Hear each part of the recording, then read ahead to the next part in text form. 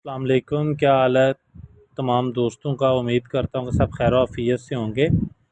MTH 501 lecture number 22 आज हमने discuss करना है। लेक्चर शुरू करने से पहले आप सबसे रिक्वेस्ट है कि चैनल को सब्सक्राइब करें, वीडियो को लाइक करें और शेयर करें।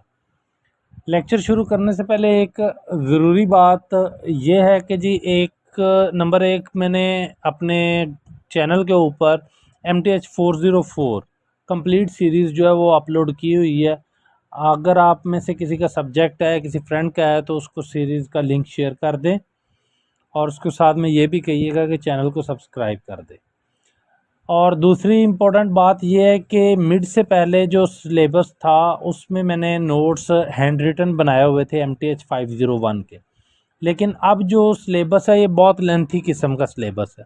क्वेश्चन बहुत लेंथी हैं, तो इसलिए फिर मैंने शॉर्ट सिलेबस बनाने के लिए ये जो तरीक़ाकार है ना ये इख्तियार किया हुआ है। इसमें जो आपके हैंडआउट्स में लिखा हुआ है ना, उसमें से जो चीज़ हमारे लिए इम्पोर्टेंट है, जो चीज़ आप लोगों के एग्ज़ाम के हवाले से इम्पोर्टेंट है, वो चीज़ यहाँ पर मेंशन की हुई है। उसके अलावा जो एक्स्ट्रा चीज़ें थी वो मैंने स्किप कर दी हैं इसमें से। चलते हैं अपने लेक्चर की तरफ। लेक्चर में आज हमने डिस्कस करना है जी linearly independent sets and basis, और बेसिस का टॉपिक है। अच्छा, स्टार्ट हम करते हैं कि let V be an arbitrary non empty set of object on which two operations are defined, addition and multiplication by scalars।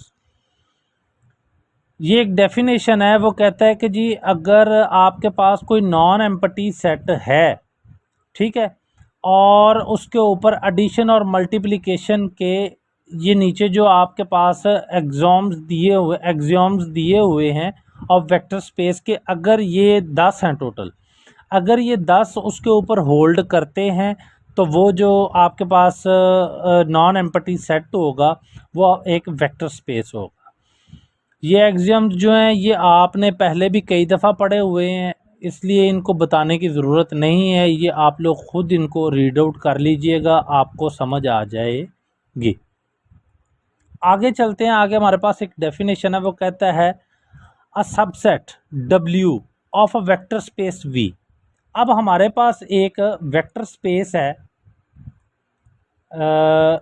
जी, ये एक स्पेस है हमारे पास, ठीक है।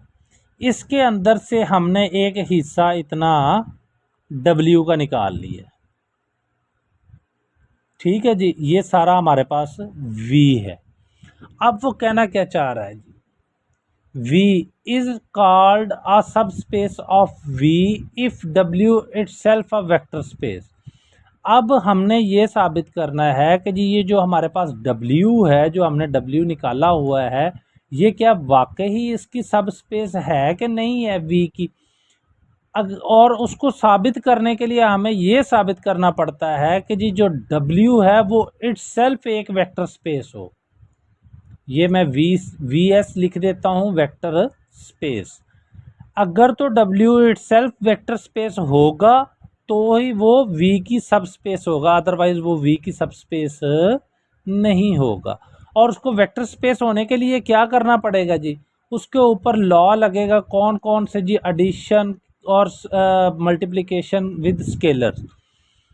नीचे एक थ्योरम है, वो कहता है if W is a set of one और more vector from a vector space. अब W जो है, जो मैंने यहाँ पर एक बनाया हुआ था इस तरह करके, ये V है हमारे पास और इसका एक हिस्सा हमने W के लिए मेंशन कर दिया है। अब ये जो W है इसमें बहुत सारे वेक्टर्स हैं, ठीक है ना, एक वेक्टर नहीं है, इसमें बहुत सारे वेक्टर्स हैं। then W is subsequence of subspace of V if and only if the following condition hold। अगर तो ये दो कंडीशन होल्ड होंगी तो वो W जो है वो सबस्पेस होगा, अदरवाइज नहीं होगा। पहली कंडीशन क्या है हमारे पास, कहता है if U and V are vectors in W then U plus V is in W। मिसाल के तौर पर हमारे पास जो वेक्टर्स हैं वो आ रहे हैं जी, उनकी वैल्यू 2 3 4 5 6 इस तरह करके आ रही है। उनमें से दो वेक्टर हमने ले लिए U एंड V। अब अगर हम u और v को प्लस करते हैं तो उसकी वैल्यू w में मौजूद हो। ठीक हो गया। ये एक्सियोम्स भी है ऊपर, ये आपको आप पढ़ लीजिएगा, आपको पता लग जाएगा कि इसमें एक्सियोम्स भी है ये वाला। फिर दूसरा वो कहता है कि अगर आप u और v कोई भी वेक्टर लेते हो और उनको आप स्केलर के साथ k के साथ मल्टीप्लाई करते हो तो उसका आंसर भी w के अंदर मौजूद होना चाहिए। ये बात है जी। यहाँ तक आगे आ जाता है जी डेफिनेशन एक। The null space of an m cross n matrix A, null A is a set of solution of the homogeneous equation. यहाँ पे होमोजीनियस भी है, होमोजीनियस इक्वेशन। अब पता नहीं होमोजीनियस की स्पेलिंग, हाँ ये homogeneous equation AX is equal to 0। ये हमने पिछले लेक्चर में भी पढ़ा है, उसकी डेफिनेशन रिवाइज हो रही। इसके बाद ये कॉलम स्पेस की डेफिनेशन आ जाती है। Column space of m cross n matrix A column is a set of all linear combination of column of A। तो उसको हम कॉलम स्पेस ऑफ ए कहते हैं। अब लीनियर कम्बिनेशन क्या होता है? लीनियर कम्बिनेशन यहाँ पर मेंशन किया हुआ है, जैसे कि ये देखे A1 C1 plus A2 C2 up to AN CN equal to 0 होना चाहिए। तो यहाँ पर C जो है वो हमारे पास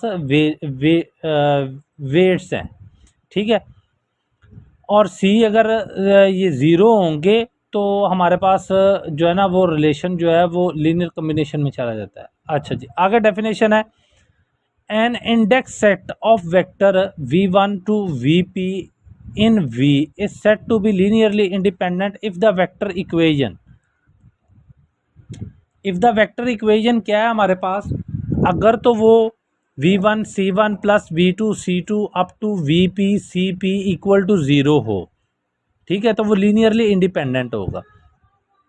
has only the trivial solution that is C1 equal to 0 और C up to CP equal to 0।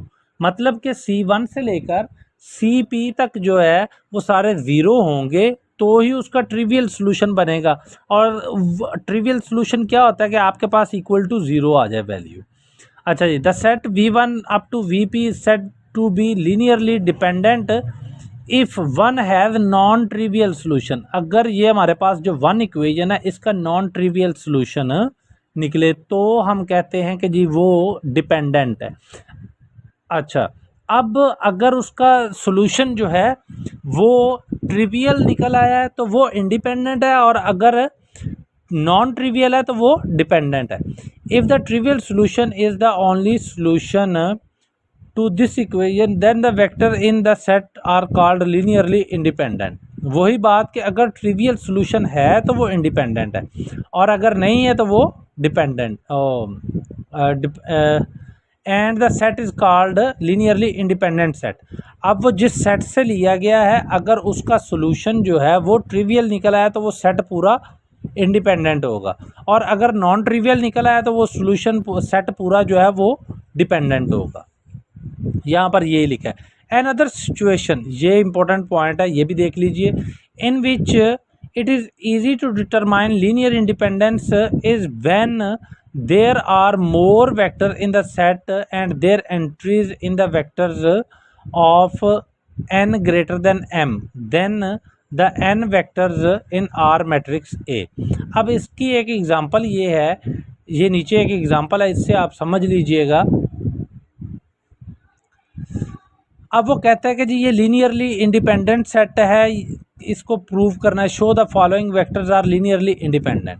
एक V1 उसने हमें दे दिया है, ठीक है, ये V1 है हमारे पास, ये V2 है और ये V3 हमें दे दिया। इनकी इक्वेशन बनानी है हमने, C1 V1 C2 V2 C3 V3। यहाँ पर 2 आना है, ये C3 नहीं है, ये 2 है, ठीक है। अब हमने क्या किया, हमने सिंपल काम ये किया कि हमने इसको C के साथ मल्टीप्लाई कर दिया। जब हमने C के साथ मल्टीप्लाई किया तो हम इस इक्वेशन पे पहुंच गए, इस मैट्रिक्स फॉर्म पे पहुंच गए।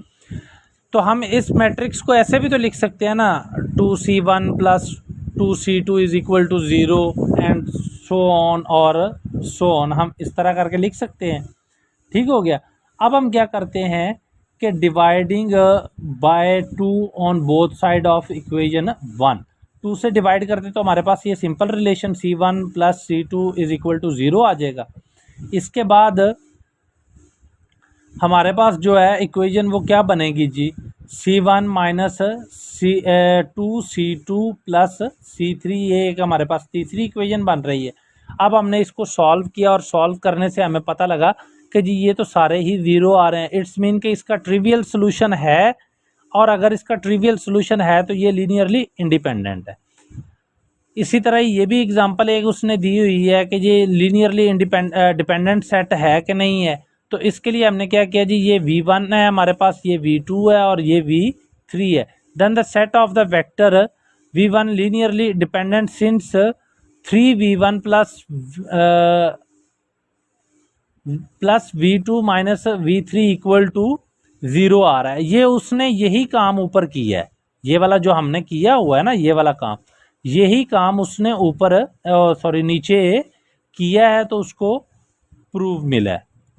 ठीक हो गया। आगे भी एग्जांपल है, वो आप खुद देख लीजिएगा। आगे एक थ्योरम है, थ्योरम में वो कहता है an indexed set of 2 vectors with V1 not equal to 0 are linearly dependent if and only if some Vj with j greater than 1 the linearly combination of the preceding vector is this। अब अच्छा, अब ये हमारे पास एक example है, वो कहता है कि जी late P1 of t is equal to 1, P2 of t is equal to t and P3 of t is equal to minus 4 minus t। Then P1, P2, P3 are linearly dependent in P because P3 हमारे पास किसके equal आ रहा है, 4P1 minus P2 के। हमने यहाँ पर इस equation में t की वैल्यूज़ जो हैं वो पुट कर दी, तो हमारे पास ये रिलेशन आ जाता है। आगे चलते हैं। आगे हमारे पास ये एग्जांपल आपने खुद करनी है, ये देख लीजिएगा। अगर ना आए तो आप मुझे कह सकते हैं कि सर करवा दे, लेक्चर काफ़ी लेंथी हो जाएगा इसलिए। यूजफुल रिजल्ट क्या है, a set containing the zero vector is linearly dependent. वो सेट जिसका वेक्टर जीरो वेक्टर पर कंटेन करे वो लीनियरली डिपेंडेंट होता है। A set of 2 vectors are linearly dependent if and only if one is the multiple of other. अगर एक वेक्टर जो है वो दूसरे का मल्टीपल होगा तो हम उसको कह सकते हैं कि वो लीनियरली डिपेंडेंट है। अब ये ज़रा मल्टीपल का क्या सीन है ये आप देख ले। मसलन मेरे पास 2 वेक्टर हैं, इसकी वैल्यू मैं 1, 2 और 3 रखता हूँ। ठीक हो गया। और एक वेक्टर ये है मेरे पास जिसकी वैल्यू मैं रखता हूँ 2, 6 2 and 4 and 6। अब ये देखें कि ये जो दूसरा वेक्टर जिसको मैं v कह रहा हूँ ये मल्टीपल ऑफ u है। अगर आप u को 2 से मल्टीप्लाई करते हो तो ये वाला वेक्टर आपको हासिल होगा ना, v वाला, तो ये मल्टीपल ऑफ 2 है। इट्स मीन कि ये लीनियरली डिपेंडेंट है। अच्छा जी, आगे आ जाता है जी। A set containing 1 non zero vector is linearly independent that is consider the set containing 1 non zero vector so linearly independent vector. कि अगर आपके पास कोई सेट है वो नॉन जीरो वेक्टर्स के ऊपर मुश्तमिल है तो वो लीनियरली इंडिपेंडेंट है। आगे एक डेफिनेशन है, डेफिनेशन में ये कहता है कि let H be a subspace of vector space V। An index set of vector B is equal to B1, B2, B3 and up to Bp in V is a basis for H if।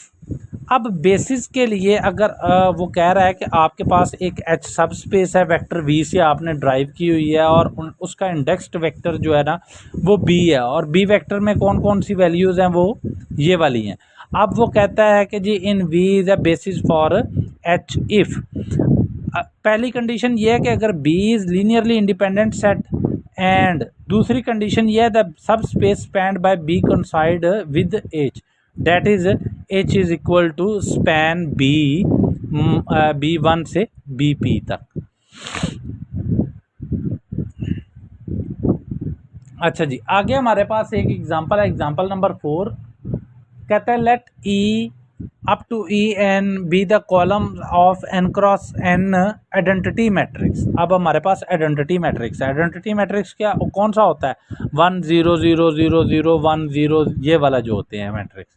Date is E1 हमारे पास 1 0 0 0 तक और E2 हमारे पास 1 से लेकर 0 1 और up to 0, और EN हमारे पास क्या होगा? बाकी सारे 0 होंगे, सिर्फ N टर्म जो है वो 1 होगी। The set in called standard base of Rn। अब ये सेट जो है ये Rn की स्टैंडर्ड बेस में पाया जाता है, क्योंकि ये सारा सेट जो है ये Rn के अंदर से निकला हुआ है। अच्छा जी, अब ज़रा आगे चलते हैं एग्जाम्पल नंबर 5 की तरफ।